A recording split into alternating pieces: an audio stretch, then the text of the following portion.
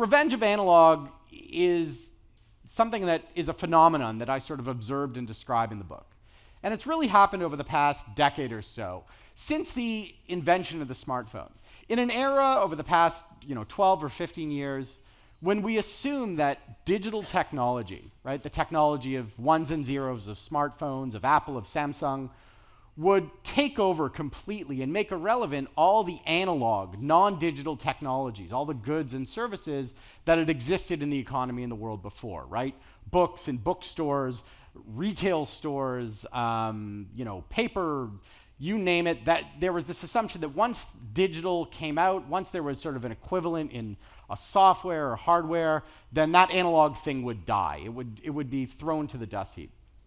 And what I started seeing 10 years ago and really started growing since was that the opposite was happening. There was this interesting period of adoption, and then all of a sudden you saw analog goods and analog services growing again and making a comeback. You saw the rise of vinyl records and book publishing and brick and mortar bookstores, and then retail stores where companies like Amazon started opening up their own stores when their entire purpose was to put them out of business.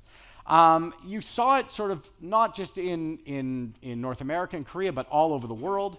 And it was this phenomenon that nobody really understood why it was happening. It sort of flew contrary to our belief and idea of how technological progress works, right? How things grow and just, are supposed to exponentially change in one direction. And I started looking into it, and, I sort of got a sense of why that happened. And I'm interested in explaining why that happened and also why it applies particularly to South Korea and why it was so resonant here. Because this country, as your prime minister said in a speech up here last night at a dinner that I was vastly underqualified to attend and underdressed, he said, South Korea is the leading nation in broadband adoption, in smartphone penetration, in internet uses. I mean, when it comes to digitization, South Korea is first on the list, along with meat eating, maybe with Argentina. And so why is this? Why sort of do people go to this? Why is the revenge of analog happening? I'm going to tell you the first reason of why not, because this is the assumption, and it's the assumption by people who come from a different generation. There's this assumption that it's just nostalgia, that it's people who are in their 50s and 60s.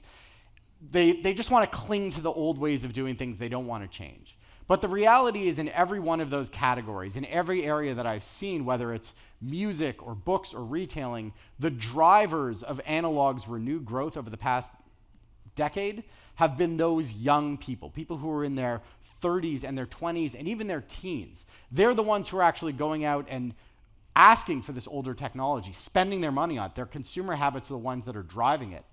And so it's something new almost.